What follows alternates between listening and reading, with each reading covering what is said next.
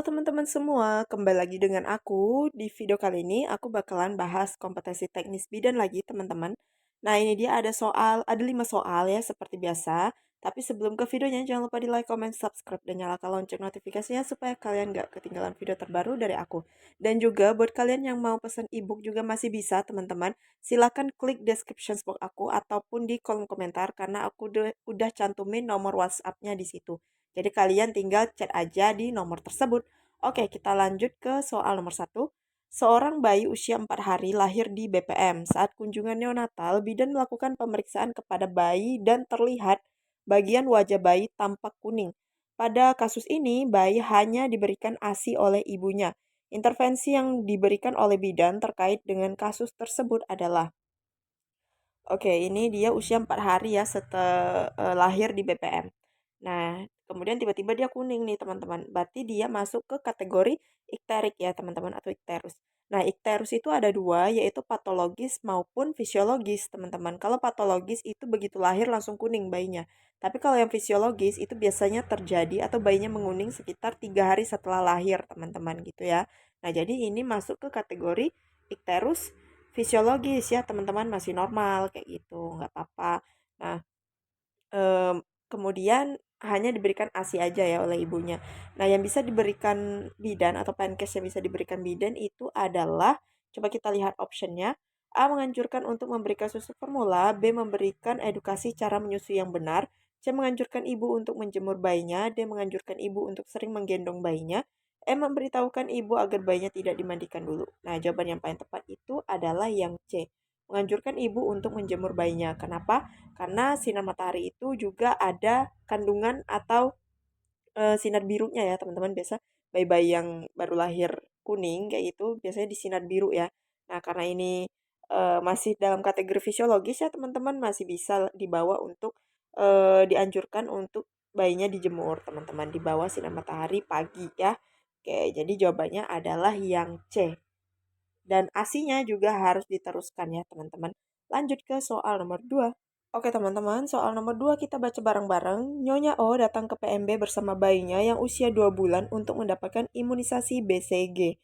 Cara penyuntikan pada imunisasi BCG. Ini double nih kayaknya. Oke, cara penyuntikan pada imunisasi BCG adalah, oke ini tuh keluar juga waktu aku ujian SKB tahun lalu. eh, Tentang cara-cara penyuntikan imunisasi ya teman-teman.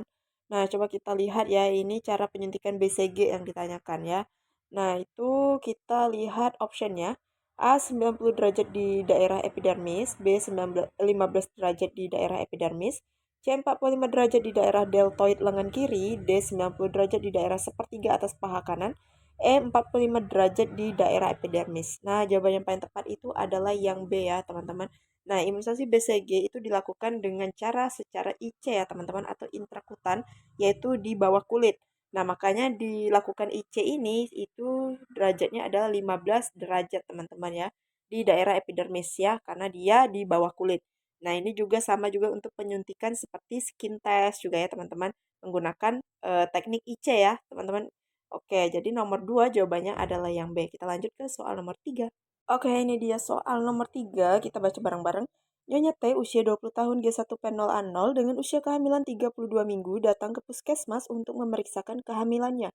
Hasil pemeriksaan tinggi badan 142, berat badan 48, hasil palpasi TFU 32 cm pada fundus teraba bagian kecil anak, bagian perut kiri, ibu teraba keras, bulat dan melenting. Apakah intervensi yang dilakukan untuk ibu, teman-teman? Oke, di sini tuh kita lihat ya, fundus. Fundus berarti di daerah perut ya, bagian atasnya. Itu teraba bagian kecil-kecil. Itu mungkin kaki atau tangannya ya, teman-teman. Kemudian pada perut bagian kirinya. Kirinya berarti di sini itu teraba bulat keras melenting. Berarti ini kepala ya, teman-teman. Di bagian kiri ya. Nah, posisinya berarti itu dia seperti ini, teman-teman. Kurang lebih ini tangannya ya. Nah, dia bentuk melintang, teman-teman, posisi melintang. Nah, kira-kira apa intervensi yang harus dilakukan oleh bidan, teman-teman, terhadap posisi melintang ini? Coba kita lihat optionnya.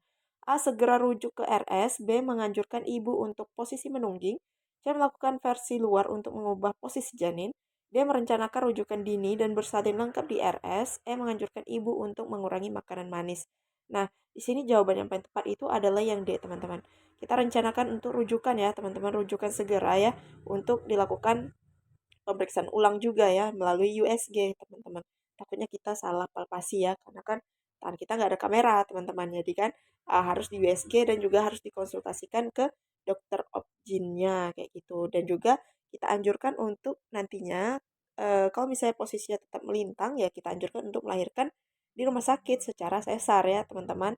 Nah, kalau untuk yang B ini kalau dia misalnya sungsang bukan melintang ya, teman-teman.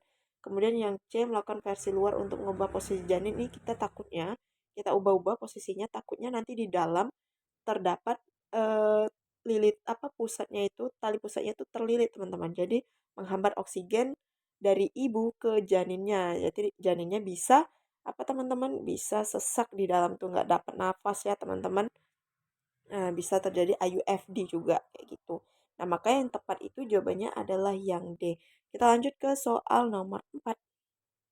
Oke, teman-teman, lanjut lagi ke soal nomor 4. Kita baca bareng-bareng. Nyonya L G1P0A0 usia kehamilan 28 minggu datang ke klinik dengan keluhan nafsu makan semakin berkurang disertai kenaikan berat badan dalam waktu 7 bulan yang hanya 3 kilogram. Setelah dilakukan pemeriksaan oleh bidan, didapatkan bahwa TFU ibu dengan usia kehamilan tidak sesuai. Pada usia kehamilan Nyonya L, TFU-nya hanya 16 cm. Diagnosa yang tepat untuk Nyonya L adalah, oke, di sini usia kehamilannya 28, kemudian TFU-nya 16. Keluhan ibunya nggak mau nafsu makan, nafsu makannya berkurang, dan dia berat badannya dalam waktu 7 bulan hanya naik 3 kilo. Oke, berarti selama hamil dia cuma naik 3 kilo ya, teman-teman. Biasanya normalnya ibu hamil sekitar 10 sampai 12 kilo ya normalnya, tapi tergantung lagi dengan IMT-nya. Jadi nanti pola-pola gizi ibu hamilnya bisa kita atur lagi nih melalui dihitung dari IMT-nya, teman-teman ya. Untuk ibu yang obesitas itu beda kenaikan berat badan yang diharapkan kayak gitu, teman-teman. Itu biasanya ada tabelnya. Kalau misalnya kalian pengen tahu tabelnya itu ada di dalam ebook aku, teman-teman. Bisa kalian pesen. Oke, teman-teman. Nah, di sini diagnosis yang tepat untuk Nyonya L ini adalah yang B, teman-teman. IUGR ya. Nah, di situ kenapa? Karena di sini usia kehamilannya 28 minggu, tetapi TFU-nya itu 16. Nah, di sini 28 minggu tuh harusnya TFU-nya sekitar 20-an ke atas ya, teman-teman. 22, 23, atau 25 juga ada ya, teman-teman. Nah, jadi ditambah lagi dia nafsu makannya berkurang. Nah, jadi di sini tuh janinnya kecil, teman-teman, kayak gitu. Nah, solusinya apa? Solusinya harus ibunya harus makan tinggi karbo, tinggi protein ya, teman-teman.